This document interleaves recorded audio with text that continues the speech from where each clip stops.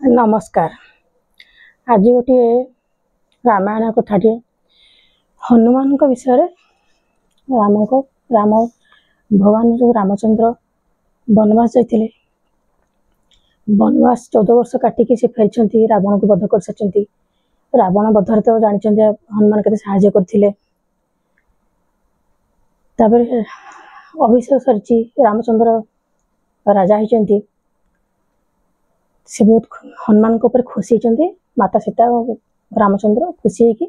गोटे मोतीर माला देते मोतीर माला जो सीता माता सीता हनुमान देते से खुशी होगी हनुमान तो सादर ग्रहण कर किंतु से माला को से गोटे गोटे दांतर एमती कामुड़ी कामुड़ी भरा राजसभा खंड खंड कर पकड़ फिंगी एमती अद्भुत कांड देखिक सब आश्चर्य सभासद वर्ग जो बसी सभावर्ग से कौन कले ना सभापद से क्वेश्चन देखले प्रयास कले कहले ये छार बानर कहाँ बुझ मोतीर मूल्य ये रामचंद्र बहुत बाधिचे परम भक्त हनुमान भक्तर अपमान के भगवान सही पारंती से दुख प्रकाश कर हनुमान को प्रश्न कर हनुमान उत्तर कहते प्रभु आपण आ माता सीता दुई जन मोर गलार माला मोर मोती कौन हम आ जो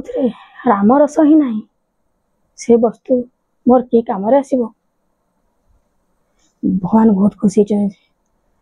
से आत्मविभोर होती माता सीता भी बहुत खुशी से बक कर परम आनंद गभीर आलिंगन कर हनुमान को कुंडे पकड़ हनुमान को कहते बहुत प्रसन्न होगली तुम कथार मु बहुत खुशी आज आ मोर गोटे प्रश्न उत्तर देव हनुमान से कहते हनुमान कहते प्रभु से हाथ धरी बस कहतु प्रभु से हनुमान को कहते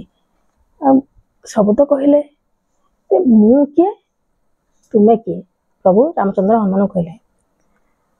से हनुमान कहते शरीर व्यवहार दृष्टि आपण नर मु बानर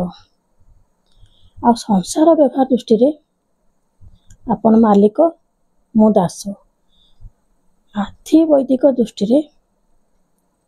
आपण हेले भक्त मु आपण भगवान मु भक्त आध्यात्मिक तत्व दृष्टि आपण जे मु सी कारण